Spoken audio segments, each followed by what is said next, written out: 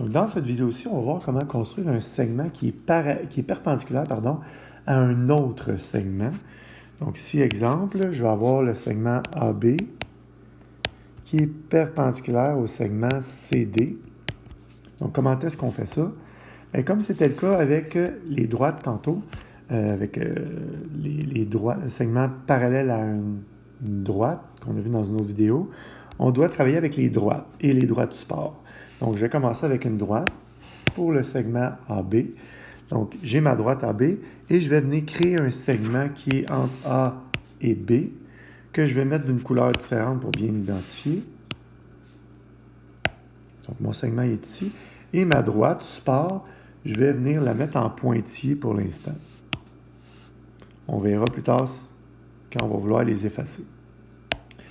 Ensuite de ça, je vais venir créer une droite qui est perpendiculaire à cette droite-là ou à ce segment-là. Donc, je vais créer une droite qui va passer par le point C, qui va être perpendiculaire à cette droite-ci. Là, faites attention, je dois venir cliquer non pas sur le segment AB, mais bien sur la droite, donc à l'extérieur du segment AB. Fait que je viens vraiment cliquer pour m'assurer que c'est la droite qui est sélectionnée et je clique ailleurs pour faire apparaître ma droite qui est perpendiculaire.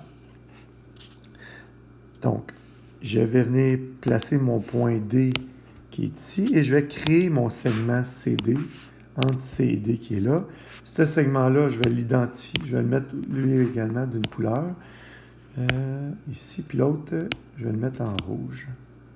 Donc, on voit clairement. Et la droite support, je vais venir sélectionner la droite. Je vais la mettre également en pointillé. Là, ça a disparu parce que j'ai fait reculer en arrière, puis ça allait effacer des trucs. Donc, j'ai ça ici. Et là, je peux faire apparaître un point à l'intersection pour bien montrer que c'est donc le point à l'intersection des deux segments, pour montrer que c'est 90 degrés. Pour faire ça, je dois venir cliquer sur la droite support, pas sur le segment. Donc, la droite support de l'une et la droite support de l'autre. Je vais voir le point E qui est en noir, en gris, là, qui est là. Et là, je vais former mon angle CEA qui est là, qui est 90 degrés. Une fois que j'ai fait ça, là, si je viens bouger, donc ce segment-là, je ne peux pas changer l'angle, il va toujours demeurer perpendiculaire. Puis on voit quand ça dépasse, c'est perpendiculaire à la droite support. Et quand je viens changer ça ici, bien, ça va toujours demeurer perpendiculaire. Puis on voit une des propriétés ici.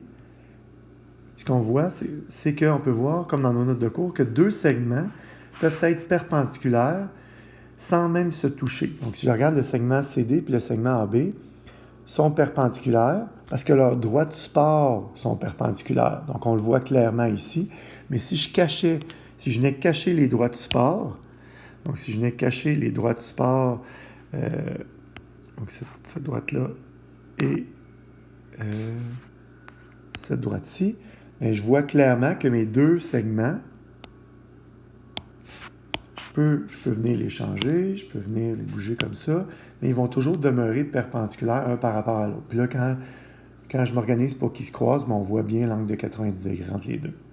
Mais ils peuvent être perpendiculaires comme ça, sans même se toucher, ou encore moins évident, là, comme ça ici. Là. Donc, ils n'ont pas l'air... Ils ne se touchent pas, mais leur droite support, là, si je les fais réapparaître, leur droite support, on voit clairement qu'ils sont perpendiculaires.